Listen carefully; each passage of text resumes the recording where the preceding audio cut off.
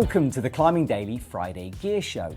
Now, harnesses come in all shapes and sizes, which is good because there are lots of different types of climbing out there. But sometimes a harness is designed to be a specialist. So today we're looking at our top 3 lightweight harnesses. This is not a sponsored video. We've used our own experience, crunched the numbers and talked to you guys to come up with this list. Now, of course, there are other lightweight harnesses out there, and this list is in no particular order. But if you guys are shopping for a lightweight harness, well, any one of these is going to make you happy. Now, there are all-round harnesses which have all the bases covered. And in fact, we're doing a whole show on that in the future. But with anything that tries to do everything, there will be certain performance compromises. Lightweight harnesses like these strip everything back.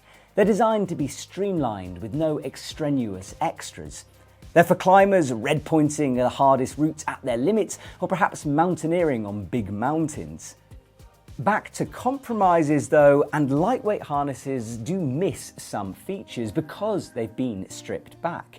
Most of them have smaller gear loops, or perhaps less adjustability, less padding even. Now, this isn't usually a problem for the type of climbing they're designed for, but just bear it in mind. These harnesses are not for everyone. Okay, let's start with our first harness, and it is the original OG of lightweight, the Petzl Sitter. With its bright orange colour, you certainly won't miss this, but it's got a price tag that implies its quality. The Sitter weighs in at 270 grams for the medium version. It uses wireframe technology that weaves spectra strands through the waist and leg loops.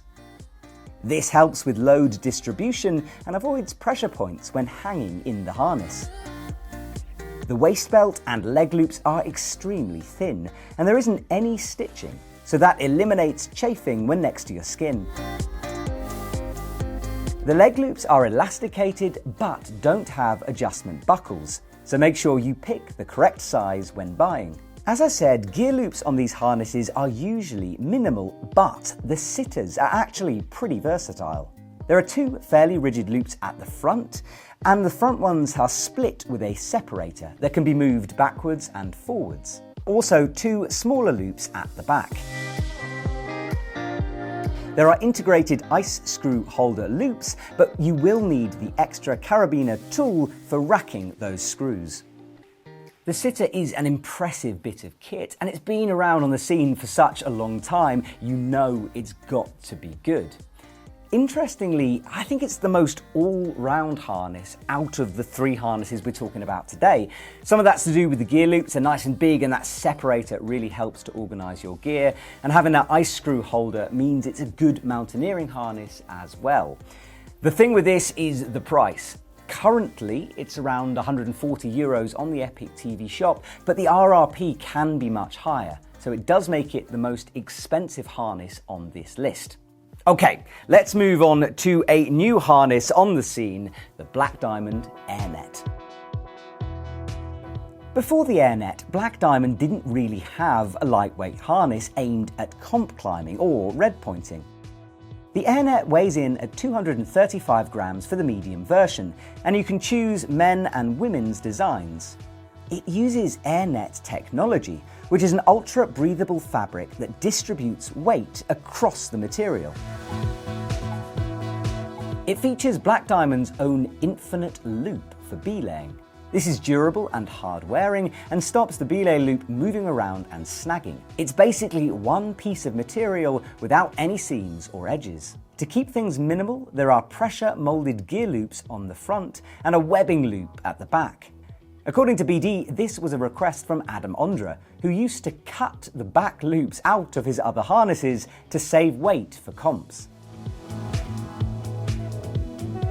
The Airnet is firmly aimed at the comp and red pointing scene. The leg loops and the waist loops are really thin, and although the Airnet system distributes the weight nicely when you fall, don't expect to be too comfortable if you're hanging around for a long time on the wall. The back loops are hilariously useless, to be honest. They're just there for a bit of a box ticking exercise, but honestly, you don't need them if you're buying this kind of a harness. If you're comp climbing, well, there are no quick draws, and if you're red pointing, those quick draws are usually in the wall. But if you're looking for something to carry a bit more gear, probably look elsewhere. This is this comp machine. I mean, it was designed for the Tokyo Olympics, and you can see that pedigree when you're using it. It's currently around €135 on the EpicTV shop. Okay, our final harness is the Wild Country Mosquito. The Mosquito is a high-end harness, but has a much lower price point than the other two. We're currently selling it for around €80 on the EpicTV shop, making it a great choice with anyone with an eye on the budget. It's been specifically designed for sport climbing and weighs 260 grams for a medium. It's meant to last and has abrasion-resistant ripstop fabric. There's a wear indicator tag that has red visible threads when it's time to replace it. The mesh padding is breathable and comfortable, and a seamless edge means it feels great next to the skin. Weight is distributed evenly using an internal load-bearing webbing. Similar to the BD Airnet, it has two rigid loops at the front and soft back ones. So rack those quick draws at the front. So the Mosquito is probably the harness I've personally used most on this list, and I really enjoy it. It's super durable, and trust me, I've used and abused this thing. Similar to all of them, they pack down really small, and that's certainly something you're going to notice if you're moving from an all-round harness to something lighter like this. There's just more room in your backpack. The loops are a bit similar to the Airnet, but a bit more functional. Those back ones aren't quite as floppy, so they're a bit more rigid if you have to rack gear on them, and the front ones are a little bit larger. So I have used this for sort of multi-pitch sport climbing because you can put more stuff on it. Okay, so to summarize, I reckon the Petzl Sitter is the best all-round lightweight machine because of all those extra features.